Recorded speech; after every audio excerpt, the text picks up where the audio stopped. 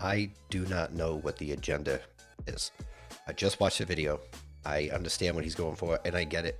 And this wins, and it works. But this is what makes me think. And just watching this, maybe I'm a pessimist, but I'm thinking the entire system might be fraudulent. The whole makeup of the U.S. system. We don't need a complete overhaul, but we need to come into the modern day because this man has a chance to win. This is another person that I can already tell is very proud about his Trump backing. I said, I don't want to tell you guys how to vote, who to vote for, what these things mean. I just want to give you an idea on how I would go about researching and what's important. I also believe in a merit-based society. I know that that could be seen as a negative thing in today's world. Okay, so a lot of these, we're going to have to go into it and we're going to have to read a little bit about him. And this is, I again encourage it. I'm not going to read this all while we were having nice little videos. Let's see the stuff we can also do get merch. There is, right. So now when it goes to that, we don't want to read about it. We want to see what his actual policies are. Let's try something quick and easy everybody has. We're gonna go to chat GPT. That's it. Nonpartisan comparison of the two candidates based on their public records, campaign statements, and current messaging. Let's break it down in the easiest terms possible. We already went through Tellerico. We had the video. Let's focus on Paxton. Conservative Republican. Supports school choice, parental rights initiatives, conservative education and policies. This is something that I'm gathering in the U.S. is becoming a bigger and bigger thing. I truly believe it probably has to do with the LGBTQ plus movement and what people are learning about, kids are learning about in schools. That is a different subject for a different time. I would love to talk about this if you guys ever want to come on the channel together. Uh, Healthcare is something that I'm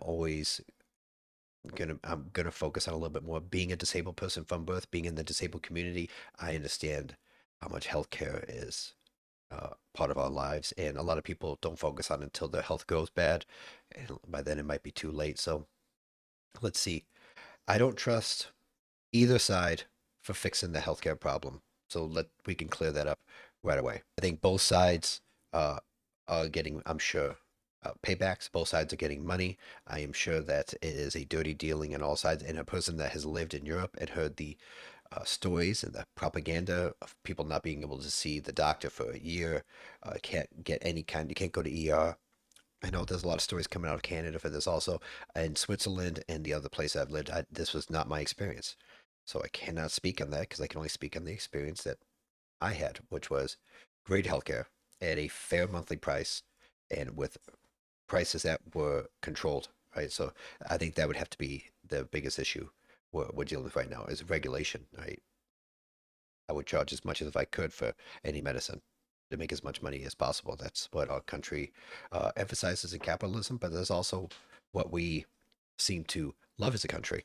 We we like people that make money. So to say it the other way is doesn't make any sense. Religion. This is another one. What's nice to see is on the left. Typically, we would see a lot of these.